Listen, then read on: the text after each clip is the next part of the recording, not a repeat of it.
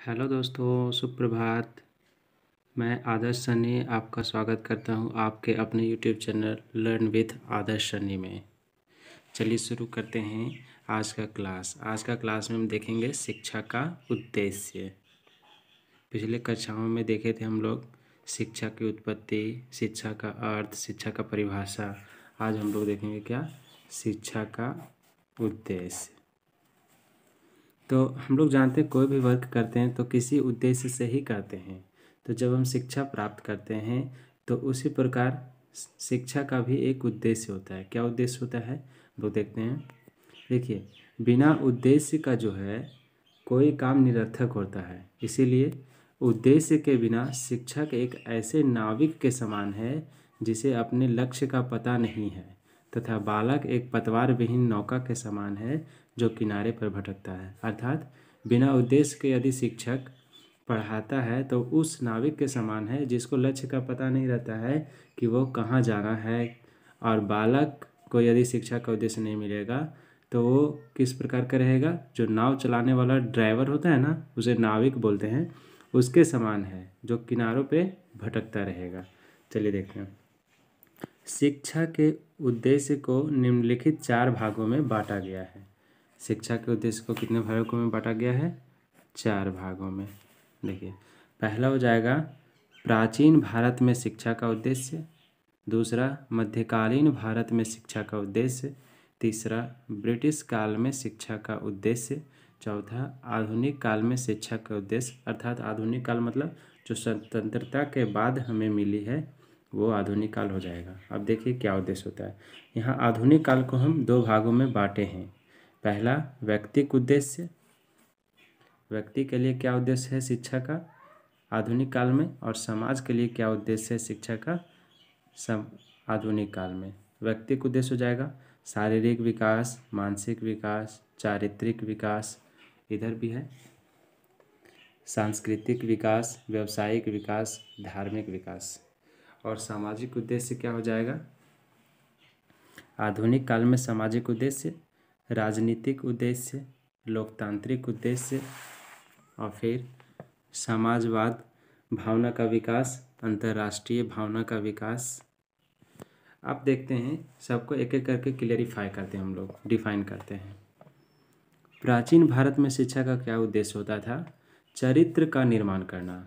मतलब जब भारत सब पूर्व भारत था, मतलब प्राचीन भारत था, तो उसका शिक्षा का क्या उद्देश्य होता था? एकमात्र चरित्र का निर्माण करना, कि बालकों का चरित्र कैसा हो, वो भक्ति भावना के आचरण में हो।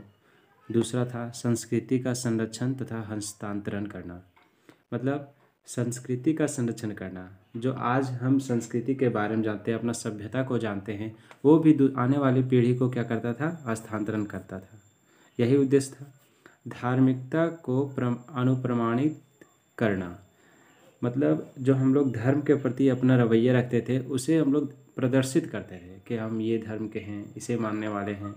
और प्राचीन भारत में चरित्र का निर्माण करना, संस्कृति का संरक्षण। तीसरा हो जाएगा धार्मिकता को अनुप्रमाणित करना। अब आते हैं नेक्स्ट, मध्यकालीन भारत में शिक्षा का उद्देश्य। मध्यकालीन भारत में जब मुग़ल सब यहाँ पे शासन किया हमारे भारत में, उसमें क्या था? सिर्फ इस्लाम को बढ़ावा दिया जाता था, इस्लाम को बढ़ावा देना। दूसरा, मुसलमानों को शिक्षा का प्रसार। मुसलमान, यहाँ पे थोड़ा गलत हो गया है, इससे पूरा हो जाएगा। मुसलमानों में शिक्षा का प्रसार। तीसरा, शरीयत को बढ़ावा देना। नेक्स्ट आते हैं ब्रिटिश काल में शिक्षा का उद्देश्य। ब्रिटिश काल में शिक्षा का क्या उद्देश्य था? अंग्रेजी साहित्य का प्रसार करना। अंग्रेज लोग क्या करता था यहाँ पे? अपना अंग्रेजी साहित्य को क्या था? प्रसार करता था। दूसरा, व्याख्या करने वालों की श्रेणी तैयार करना। दैट मीन्स कहने का मतलब वहाँ अंग्रेज जो है अपनी अंग्रेजी भाषा को व्याख्या करने वालों को क्या करता था? एक लेवल तैयार करता था, ABC, इस प्रकार का। अब आते हैं 4 नंबर, स्वतंत्रता के पश्चात भारत में शिक्षा का उद्देश्य, अर्थात आधुनिक काल में शिक्षा का क्या उद्देश्य था। तो सर्वप्रथम देखते हैं, हमारा भारत कब आज़ाद हुआ? 15 अगस्त 1947 को हमारा भारत आज़ाद हुआ था। भारत को स्वतंत्रता प्राप्ति हुई तो नेहरू जी ने कहा था, क्या कहा था? देश में बहुत से परिवर्तन हो चुके हैं, शिक्षा प्रणाली भी उन्हीं के अनुरूप होना चाहिए, शिक्षा का संपूर्ण आधार परिवर्तन होना चाहिए। अर्थात नेहरू जी कहे कि देश में तो बहुत परिवर्तन हुआ है तथा शिक्षा प्रणाली भी उन्हीं के अनुरूप होनी चाहिए, शिक्षा का संपूर्ण आधार जो है परिवर्तित होना चाहिए। शिक्षा का जितना भी आधार है, जैसे पहले अंग्रेजी था, उस समय फिर भारत आज़ाद हुआ तो हिंदी को प्राथमिकता मिला। इसी प्रकार क्या है, शिक्षा को एकदम परिवर्तित होना ही चाहिए। एकमात्र उद्देश्य केवल ज्ञान की प्राप्ति नहीं, बहुत सारा परिवर्तन शिक्षा में जरूरी है। अब देखते हैं, शिक्षा के उद्देश्य को बताते हुए स्वामी विवेकानंद ने कहा, स्वामी विवेकानंद ने क्या कहा? व्यक्तित्व का विकास और चरित्र का निर्माण ही शिक्षा का मूल उद्देश्य है। शिक्षा का मूल उद्देश्य क्या हो गया? व्यक्तित्व का विकास करना, है ना। आगे क्या हो गया? चरित्र का निर्माण करना, इसका मूल उद्देश्य। अर्थात स्वामी जी के अनुसार व्यक्ति का विकास ठीक से होता है, ठीक दिशा में होता है तो उसका चरित्र भी उसी प्रकार बनता है। मतलब जैसा व्यक्तित्व पर्सनालिटी जैसा बनेगा वैसा उसका आचरण होगा, चरित्र होगा, कैरेक्टर होगा, है ना। शिक्षा का उद्देश्य व्यक्तियों के व्यवहारों में परिवर्तन से है। शिक्षा का उद्देश्य क्या है? व्यक्तियों में व्यवहारों का परिवर्तन से है। व्यवहार में परिवर्तन कैसे होगा? एट फर्स्ट शारीरिक विकास से। हम देखते हैं शारीरिक विकास। हम जानते हैं कि शरीर एवं मन का संबंध घनिष्ठ होता है। शरीर और मन का संबंध कैसा होता है? घनिष्ठ होता है। शरीर के स्वस्थ रहने पर भी मन स्वस्थ एवं स्वच्छ रहता है। शारीरिक स्वास्थ्य, बल, शक्ति के कारण ही हम अपनी स्वतंत्रता और राष्ट्रीय जीवन शैली की रक्षा कर सकते हैं। अतः शारीरिक विकास को एक उद्देश्य के रूप में अपनाना हमारे लिए आवश्यक है। जब हमारा शारीरिक विकास होगा तभी हमारा मन विकास होगा, चरित्र का विकास होगा, व्यक्तित्व का विकास होगा। ये किनके अनुसार है? स्वामी विवेकानंद जी के अनुसार। अब देखते हैं आगे। अब है मानसिक विकास। यह उद्देश्य भी व्यक्ति के व्यक्तित्व के संपूर्ण विकास के लिए आवश्यक है। कुछ लोग तो शिक्षा का उद्देश्य सिर्फ ज्ञान प्राप्त करना समझते हैं, लेकिन इस उद्देश्य के द्वारा ही व्यक्ति की मानसिक प्रक्रियाओं का विकास होता है, जैसे कल्पना, चिंतन, स्मरण, विश्लेषण, संश्लेषण इत्यादि से है। इससे व्यक्ति न केवल अपने दैनिक जीवन की समस्याओं की हल करता है, बल्कि वह ज्ञान विज्ञान के विकास में भी अपना योगदान देता है। देखिए, मनुष्य का व्यक्तित्व और विकास कैसे होगा? जब उसका मानसिक विकास होगा। मानसिक विकास कैसे होगा? जब वो सोचेगा, चिंतन करेगा, किसी कार्य का विश्लेषण संश्लेषण करेगा, तभी व्यक्ति का मानसिक विकास होगा। और जब मानसिक विकास होगा तो स्वतः ही उसके व्यक्तित्व का विकास होगा, जिससे चरित्र उसका अच्छा होगा, आचरण उसका अच्छा होगा। इसीलिए स्वामी जी ने कहा है व्यक्तित्व का विकास पहले मानसिक विकास करना होगा, तभी व्यक्तित्व का विकास होगा। अब आते हैं नेक्स्ट, चारित्रिक विकास। चारित्रिक विकास। शिक्षा का यह उद्देश्य आज की परिस्थितियों में बहुत ही महत्व रखता है। चारित्रिक विकास आज के दृष्टिकोण से शिक्षा का उद्देश्य जो है बहुत ही महत्व रखता है। आज हमारे राष्ट्रीय चरित्र का स्तर इतना गिर गया है कि हम अन्य राष्ट्रों के सामने हीनता का भावना अनुभव कर रहे हैं। सही बात है। जब चरित्र ही नहीं रहेगा तो हम कुछ कैसे कर पाएंगे? हमारा नेचर अच्छा रखना चाहिए। नेक्स्ट है, चरित्र ही एक ऐसी शक्ति है जिसका किसी राष्ट्र के उन्नति या पतन में बहुत बड़ा हिस्सा होता है। नेक्स्ट है संस्कृति का विकास। यह उद्देश्य शिक्षा के लिए बहुत जरूरी है। हम जानते हैं कि हमारा सांस्कृतिक क्षेत्र ह्रास होता जा रहा है। प्रायः हमारे यहाँ के शिक्षित देशीय संस्कृति का उपहास और विदेशी संस्कृतियों का अंधानुसरण कर रहे हैं। यह प्रवृत्ति देश की कलात्मक उन्नति के लिए घातक है।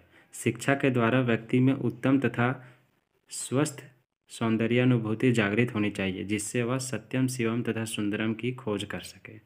देखिए अभी क्या है, हम अपने कल्चर को छोड़ के, अपनी संस्कृति को छोड़ करके वेस्टर्न कल्चर को अपना रहे हैं, दूसरे देशों की सभ्यता को अपना रहे हैं, जिससे हमारा जो संस्कृति है वो विलुप्त होते जा रहा है। लोग ये नहीं समझ पा रहे हैं कि विदेशों की संस्कृति हमारी संस्कृति नहीं है, हमारी संस्कृति बहुत पुरानी है और हम शिक्षा के माध्यम से ही अपनी संस्कृति को प्राप्त कर सकते हैं, जिससे सत्यम शिवम तथा सुंदरम की खोज कर सकते हैं। नेक्स्ट क्लास में हम सत्यम शिवम सुंदरम के बारे में विस्तार से चर्चा करेंगे। आज हमारा शिक्षा का उद्देश्य है, आज हम वो देखते हैं। नेक्स्ट है व्यावसायिक विकास। आजकल या वर्तमान के लिए व्यावसायिक विकास पर अधिक जोर दिया जा सकता है। कोई भी राज्य उपभोक्ताओं का राष्ट्र बनकर जीवित नहीं रह सकता। प्रत्येक व्यक्ति को अपनी योग्यता, रुचि एवं अभियोग्यता के अनुसार उत्पादन करने का अवसर प्राप्त होना चाहिए। देखिए कोई भी राज्य सिर्फ सामानों का उपभोग नहीं करेगा, वो राज्य यदि उत्पादन भी करता है तो हमारा देश विकसित देश की श्रेणी में आ सकता है। इससे क्या होगा कि प्रत्येक व्यक्ति को अपनी योग्यता के अनुसार, रुचि के अनुसार काम करने का अवसर मिलेगा। धार्मिक तथा आध्यात्मिक। आज की परिस्थिति में विद्यार्थियों को किसी सांप्रदायिक धर्म की शिक्षा न दी जाए। जैसे कि हिंदू है तो सिर्फ हिंदू नहीं पढ़ाया जाना चाहिए, मुस्लिम है तो सिर्फ मुस्लिम के बारे में नहीं पढ़ाया जाना चाहिए। उसे क्या है, सभी को एक समान शिक्षा दी जानी चाहिए। धर्म के प्रति सांप्रदायिकता भावना से शिक्षा नहीं दी जानी चाहिए। धर्मनिरपेक्ष राज्य में सभी धर्मों की मूल बातों को शिक्षा के द्वारा प्रसारित किया जाए। शिक्षा का उद्देश्य क्या है, धार्मिक तथा आध्यात्मिक विकास के लिए हमें धर्मनिरपेक्ष राज्य के अनुसार धर्मों की मूल बातों को शिक्षा दी जानी चाहिए और उसका प्रसार उसे प्रसारित करनी चाहिए।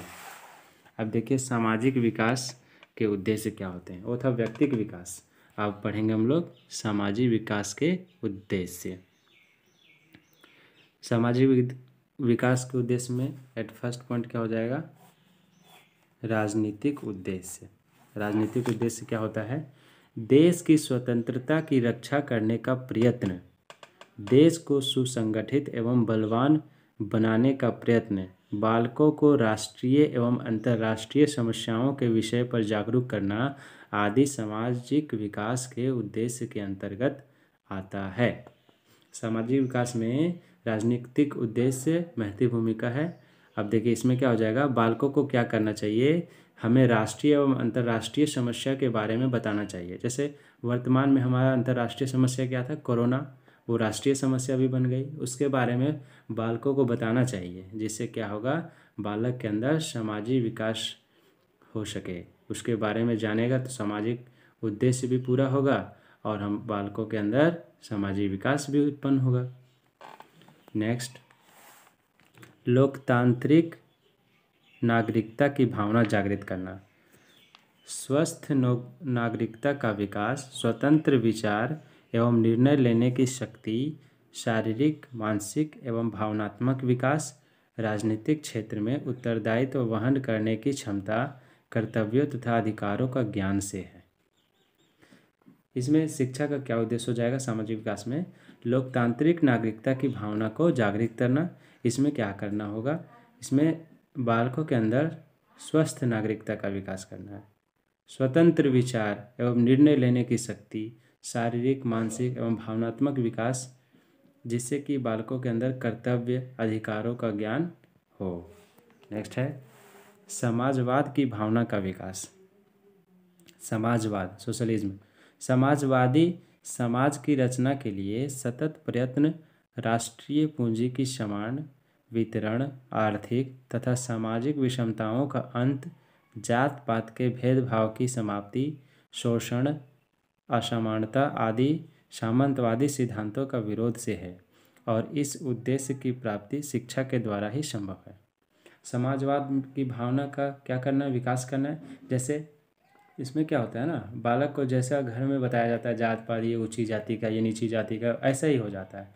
तो शिक्षा का उद्देश्य क्या है, जात पात में अंतर नहीं रखना चाहिए, ऐसा उसका उद्देश्य सिद्धांत का विरोध करना चाहिए। और दूसरी बात है इसमें है शोषण, असमानता, ये सब का भी विरोध करना। ये सब किससे सीखेंगे, ये सब हम लोग शिक्षा का उद्देश्य है, शिक्षा के माध्यम से बालकों को हम बता सकते हैं। जवाहरलाल नेहरू जी का कथन है कि मैं समाजवादी राज्य में विश्वास रखता हूँ और चाहता हूँ कि इस उद्देश्य की ओर शिक्षा का विकास किया जाए।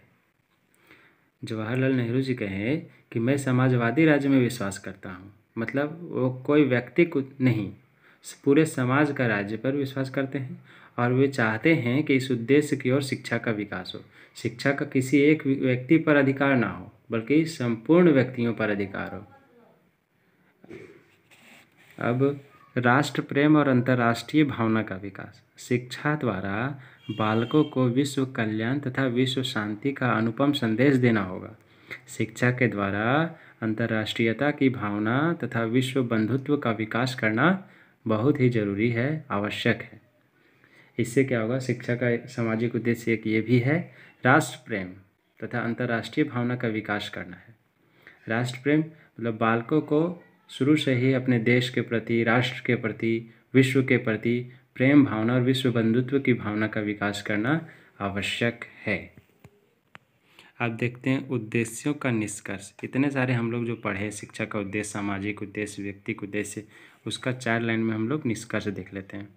वास्तव में इन उद्देश्यों पर विचार करने के उपरांत हम इस निष्कर्ष पर पहुंचते हैं कि शिक्षा के प्रमुख व्यक्तिगत तथा सामाजिक उद्देश्यों में संतुलन होना चाहिए, अर्थात प्रत्येक व्यक्ति के शारीरिक, मानसिक, भावनात्मक, चारित्रिक आदि के विकास के साथ ही साथ लोकतंत्र को सफल तथा सुदृढ़ बनाने के लिए व्यक्ति में उत्तम नागरिकता के गुणों को, शिक्षण को उत्पन्न किया जाए तथा प्रत्येक व्यक्ति में राष्ट्रीय एकता की भावना का तथा विश्व कल्याण की भावना विकसित हो। यही शिक्षा का प्रमुख उद्देश्य है, निष्कर्ष है। अब इससे हमारा एक प्रश्न भी क्लियर हो गया कि शिक्षा का उद्देश्य की व्याख्या करें, शिक्षा का सामाजिक उद्देश्य का व्याख्या करें, शिक्षा का व्यक्तिगत उद्देश्य का व्याख्या करें, ये हमारा क्लियर हो गया। अब नेक्स्ट चलेंगे शिक्षा के प्रकार। शिक्षा के कितने प्रकार होते हैं, औपचारिक, अनौपचारिक, निरौपचारिक, इसके बारे में डिटेल से हम लोग समझेंगे, व्याख्या करेंगे, चर्चा करेंगे।